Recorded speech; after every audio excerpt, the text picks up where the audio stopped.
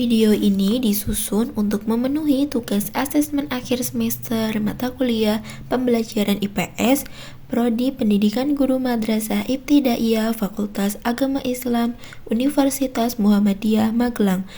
Adapun dosen pengampunya yaitu Ibu Dra. Kanti Pamungkasari, MPD. Assalamualaikum warahmatullahi wabarakatuh. Halo anak-anak, bagaimana kabar kalian hari ini? Semoga semuanya sehat dan bersemangat untuk belajar ya. Sebelum kita memulai pembelajaran hari ini, marilah kita berdoa bersama-sama. Bismillahirrahmanirrahim. Coba tengok kanan kirinya, apakah ada teman kalian yang tidak masuk hari ini? Alhamdulillah, sepertinya semuanya hadir dan siap menerima ilmu ya. Untuk menambah semangat anak-anak, marilah kita bernyanyi bersama-sama tentang kegiatan ekonomi. Ada 3 kegiatan ekonomi. 1. Produksi menghasilkan barang. 2. Distribusi menyalurkan barang. 3. Konsumsi menggunakan barang. Produksi, produsen, distribusi, distributor, konsumsi, konsumen, itu pelakunya. Nah, sebelum kita masuk ke materi baru, Ibu mau bertanya, minggu lalu kita sudah belajar tentang waktu, perubahan, dan kebudayaan. Ada yang masih ingat apa kaitan antara waktu dengan perubahan kebudayaan? Betul sekali, perubahan itu terjadi seiring waktu dan kebudayaan juga terus berkembang. Nah, hari ini kita akan melihat bagaimana perubahan itu sangat mempengaruhi kehidupan ekonomi kita sehari-hari. Pernahkah kalian berpikir dari mana makanan yang kita makan berasal? Atau baju yang kita pakai ini dibuat di mana? Semua itu tidak lepas dari yang namanya kegiatan ekonomi. Hari ini kita akan mempelajari lebih dalam tentang 3 kegiatan penting dalam ekonomi, yaitu produksi, konsumsi, dan distribusi. Setelah pembelajaran ini, Ibu harap kalian semua bisa memahami bagaimana ketiga kegiatan ini saling berkaitan dan sangat berperan dalam kehidupan kita. Ibu akan menyampaikan tujuan pembelajaran kita pada materi ini. Yang pertama yaitu peserta didik dapat menjelaskan pengertian produksi, konsumsi, dan distribusi dengan benar. Yang kedua, peserta didik dapat mengidentifikasi contoh kegiatan produksi, konsumsi, dan distribusi dalam kehidupan sehari-hari.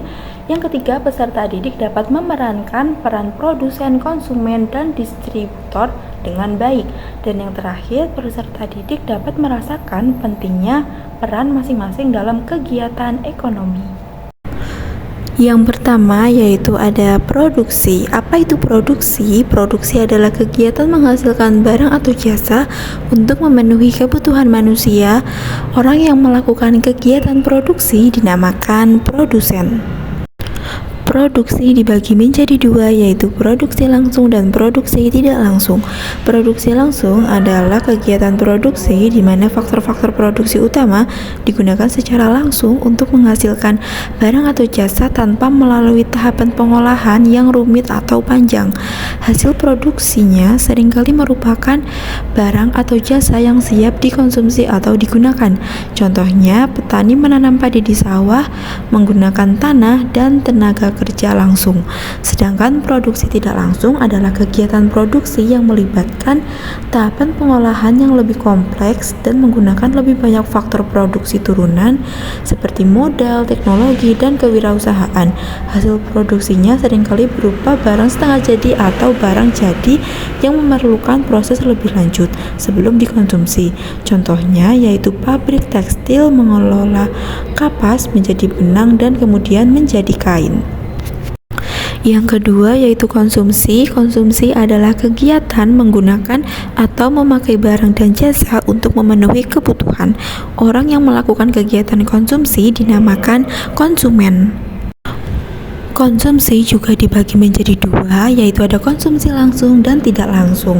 Konsumsi langsung adalah tindakan menggunakan barang atau jasa secara langsung untuk memenuhi kebutuhan tanpa melalui proses pengolahan atau penggunaan lebih lanjut. Nilai guna barang atau jasa tersebut dirasakan langsung oleh konsumen pada saat itu. Contohnya yaitu membeli nasi, lauk, buah, air minum, dan langsung mengkonsumsinya untuk menghilangkan rasa lapar dan haus. Sementara konsumsi tidak langsung adalah tindakan menggunakan barang atau jasa sebagai sarana atau alat untuk menghasilkan barang atau jasa lain untuk memenuhi kebutuhan di masa depan. Barang atau jasa yang dikonsumsi tidak memberikan kepuasan secara langsung, melainkan melalui pemanfaatannya dalam proses lain. Contohnya yaitu perusahaan membeli mesin jahit untuk dikonsumsi, kemudian menghasilkan pakaian. Yang ketiga yaitu distribusi. Distribusi adalah kegiatan menyalurkan barang atau jasa dari produsen kepada konsumen. Orang yang melakukan kegiatan distribusi dinamakan distributor. Contohnya ada truk-truk besar yang mengangkut barang dari pabrik ke gudang atau toko. Kemudian ada juga pedagang di pasar yang menjual sayur dan buah dari petani, dan ada juga kurir paket yang mengantar barang belanjaan online kita. Anak-anak, perlu kalian ketahui bahwa produsen, konsumen, dan distributor itu sangat penting dan saling membutuhkan satu sama lain. Yang pertama, tanpa adanya produsen maka tidak ada barang yang bisa kita gunakan. Yang kedua, tanpa adanya distributor maka barang-barang akan sulit sampai ke kita. Dan yang ketiga, tanpa adanya konsumen, barang yang sudah dibuat dan disalurkan tidak akan ada yang menggunakan. Kita semua adalah bagian dari mata rantai kegiatan ekonomi ini. Setiap peran itu penting dan tidak bisa bekerja sendiri. Jadi kita harus menghargai setiap pekerjaan yang ada dalam kegiatan ekonomi ini. Anak-anak, ibu akan menyimpulkan pembelajaran kita hari ini, yaitu produksi adalah kegiatan menghasilkan barang atau jasa oleh produsen untuk memenuhi kebutuhan. Produksi itu bisa berupa langsung, di mana hasilnya langsung siap pakai, dan contohnya petani menanam padi. Dan produksi tidak langsung yaitu melibatkan tahapan yang lebih kompleks dan sering menghasilkan barang setengah jadi. Contohnya yaitu pabrik tekstil mengolah kapas menjadi kain. Kemudian distribusi adalah kegiatan menyalurkan barang atau jasa dari produsen ke konsumen yang dilakukan oleh distributor. Contohnya yaitu ada truk-truk besar yang mengangkut barang dari pabrik ke gudang atau ke toko. Dan yang ketiga, konsumsi adalah kegiatan menggunakan barang dan jasa oleh konsumen untuk memenuhi kebutuhan.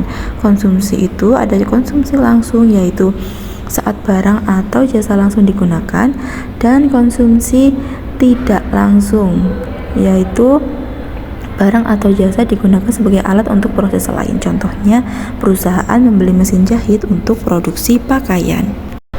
Baiklah anak-anak, untuk menambah pengetahuan kalian, ibu akan membagi kalian menjadi beberapa kelompok. Untuk anggota kelompoknya, ibu akan mengirimkan ke grup WhatsApp kita.